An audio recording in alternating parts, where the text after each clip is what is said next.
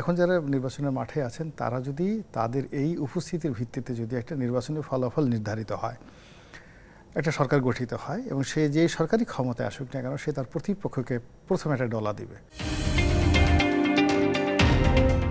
বিশেষ করে জামাতে ইসলাম যেটা বলছেন, তারা অনেকটা আওয়ামী লীগের ভাষাতেই বিএনপিকে আক্রমণ করেছেন।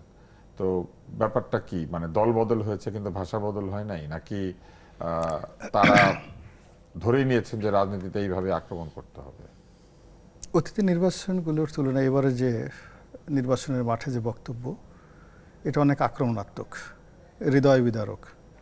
আপনার কলেজের উপরে খুব একেবারে রক্তাক্ত ছুরি বসিয়ে দিলে, এবং তাও যদি আপনার প্রিয়জন হয়, একেবারে একান্ত প্রিয়জন, ছুরি বসানোর পরে রক্তাক্ত নাকি আগে ছুরি একেবারে রক্তাক্ত, মানে ছুরিটা নিয়ে এসে সেই ছুরিতে রক্ত লাগিয়ে যেন আপনি বেশি ভয় পান। এখানে দুটো ভয়, একটা হলো ছুরিতে রক্ত মাখানো, আর দ্বিতীয়ত হলো এমন একটা ছুরি যে আপনার প্রিয়জন, আপনজন একেবারে মানে রীতিমতো সন্ত্রস্ত করে তোলা, ব্রুটাসের মতো জুলিয়াস সিজারের প্রিয় বন্ধু ব্রুটাস। কে ব্রুটাস এখানে? এখানে উভয়ের জন্য ব্রুটাস। বিএনপির জন্য জামাত ব্রুটাস, জামাতের জন্য বিএনপি ব্রুটাস। এতকাল একসাথে চলার পর 50 বছরের বন্ধুত্ব, সেখানে অলনে ছাড়েন একজন আরেকজনকে গালাগালি করছে, আরেকজন 75 থেকে। তো আপনি যদি ধরেন যে তাদের মধ্যে যে বন্ধুত্ব, সহ অবস্থান, একে অপরের যত গুপ্ত কথা তারা জানে, এমন কোনো কথা নাই যে তারা জানে না। এখন তারা একে অপরকে উন্মোচন করে দিচ্ছে, হুমকি দিচ্ছে, আমরা আরও জানি, বেশি বাড়াবাড়ি যদি করো সব কিছু বলে দেবো, এই ধরনের কথাবার্তা আসছে। তো এরপরে কি হলো যে রাজনীতির অনেকগুলো কাদা ছুড়াছুড়ি সামনে চলে আসছে। যেমন দেখুন, মুফতি এজাহারুল ইসলাম চৌধুরী, চট্টগ্রামে মুফতি হারুন এজাহারের বাবা, একসময় ইসলামী ঐক্য জোটের যে খেলাফত বোর্ডের একটা অংশে সে সভাপতি ছিল। তো দেখা গেল যে তাকে এই মুহূর্তে খেপিয়ে দেওয়া হয়েছে। খেপিয়ে দিয়ে বিএনপির বিরুদ্ধে, তারেক রহমান সাহেবের বিরুদ্ধে সে একটা বিশাল বক্তব্য দিয়েছে, বেইজ্জতি করার মতো বক্তব্য।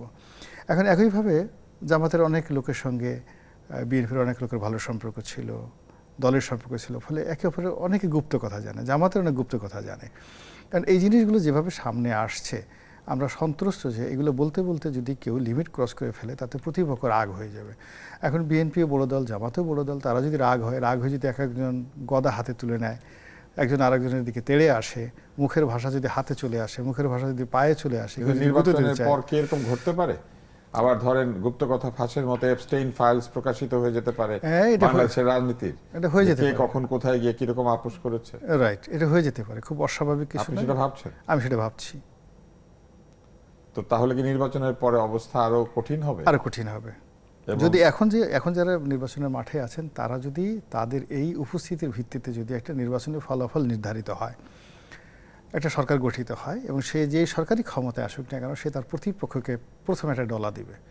আওয়ামী লীগের ডলা দেওয়ার আগে বা অন্যান্য যারা আছে তাদেরকে ডলা দেওয়ার আগে পাবে কোথায় ডলার মধ্যেই ওটি বলতেছি, মানে তারা দিতে দিতে হয়তো তাদের হাত ব্যথা হয়ে গেছে, এখন তারা তাদের প্রতিপক্ষকে ডলা দেবে। এই সময়টাতে যে যার প্রতি রাগ আছে, সেই রাগগুলো আমরা তো জানি বাংলাদেশের রাজনীতিতে খুবই প্রতিহিংসা পরায়ণ একটা ক্যারেক্টারিস্টিক্স প্রত্যেকটা মানুষের। ক্ষমতায় যাওয়ার আগে সবাই খুব নরম কথাবার্তা বলে, ক্ষমতায় গিয়ে বলে যে আয়